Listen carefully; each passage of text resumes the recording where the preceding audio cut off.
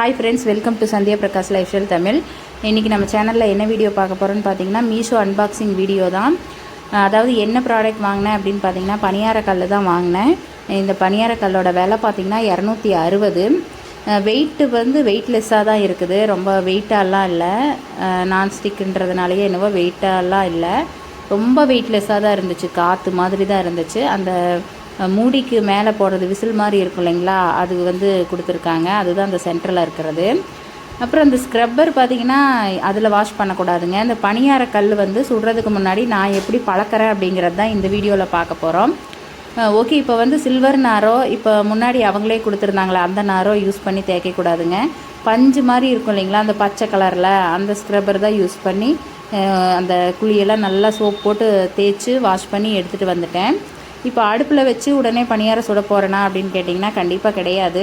அரிசி கழுவின தண்ணி வச்சுருந்தேன் உங்ககிட்ட. அப்போதைக்கு அரிசி கழுவின தண்ணி இல்லைன்னா கூட ஒரு கொஞ்சம் நேரம் அரிசியை தண்ணியில் ஊற போட்டுட்டு அந்த தண்ணியை வடித்து கூட ஊற்றிக்கோங்க. அந்த தண்ணி நல்லா கொதித்து வரணும் பாருங்கள். அந்த அளவுக்கு நல்லா ஹீட்டாகி கொதித்து வந்ததுக்கப்புறமா அதையும் எடுத்து சிங்கில் ஊற்றிட்டு மறுபடியும் வாஷ் பண்ணிக்கலாம். அதாவது அந்த அதே மாதிரி அந்த பஞ்சு ஸ்க்ரப்பர் வச்சு தான் தேய்க்க போகிறேன்.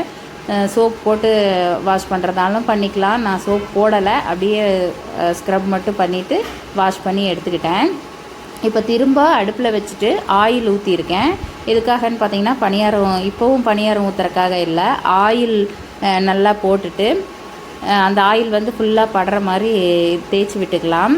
அது தேய்ச்சி விட்டதை அவங்களே கொடுத்தது பாருங்கள், பிளாஸ்டிக்கில் இருக்குது, எப்படி பெண்ட் ஆயிடுச்சு. அது தெரியாமல் நானும் தேய்ச்சி விட்டு அதை வேறு யூஸ் பண்ணிவிட்டு, அதாவது ஹீட் படும்போது உருகும் இல்லைங்களா. ஓகே, இப்போ இந்த ஆயிலும் நல்லா ஹீட் ஆயிடுச்சு. அதையுமே எடுத்துகிட்டு நல்லா வாஷ் பண்ணிக்கலாம். அதாவது அதே மாதிரி ஸ்க்ரப் பண்ணி எடுத்துக்கலாம், அதே பஞ்சிலேயே.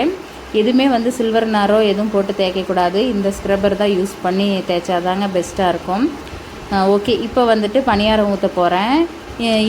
இப்போ ஊற்றுற இந்த பணியாரம் வந்து ஃபஸ்ட்டு அடசல் ஊற்றியிருக்கேன். இது வந்து எடுத்து யாருக்கும் கொடுத்துறாதீங்க கண்டிப்பாக. ஏதாவது ஹஸ்பண்ட் மேலே கோவம் இருந்தால் வேணால் ஹஸ்பண்டுக்கு கொடுத்துருங்க. இதுவும் வேண்டாம், அந்த பணியாரம் வந்து தூக்கி போட்டுருங்க. ஓகே, இப்போ அடுத்ததாக சுட போகிறோம் இல்லைங்களா, அந்த அடசல்லேருந்து நாம் சாப்பிட்டுக்கலாங்க, ஒன்றும் பிரச்சனை இல்லை இதுக்கு மேலே. இப்போ ஏன்னா அதில் இருக்கிற டஸ்ட்டு அழுக்கெல்லாம் போகிறதுக்காகத்தான் நான் இவ்வளோ வாஷ் பண்ணேன். நீங்களாம் எந்த மெத்தடில் வாஷ் பண்ணி பழக்குவீங்க அப்படின்றத கமெண்ட்டில் சொல்லுங்கள். ஆக்சுவலி பழக்க தேவையில்லை, இப்போல்லாம் நான்ஸ்டிக்கு வந்து ரொம்ப பழக்க தேவையில்லை. ஃபஸ்ட்டெல்லாம் வந்து அந்த கல் அதெல்லாம் இருந்ததா, அது என்னென்னமோ பண்ணி பழக்குவாங்க. நீங்கள் எந்த மெத்தட் யூஸ் பண்ணுவீங்க அப்படின்றத கமெண்ட்டில் சொல்லுங்கள். சூப்பராக வந்துருச்சுங்க பணியாரம், ரொம்பவே தீயாமல் எடுத்துட்டேன். அதுவே வெற்றிகரமான விஷயமா இருக்குது.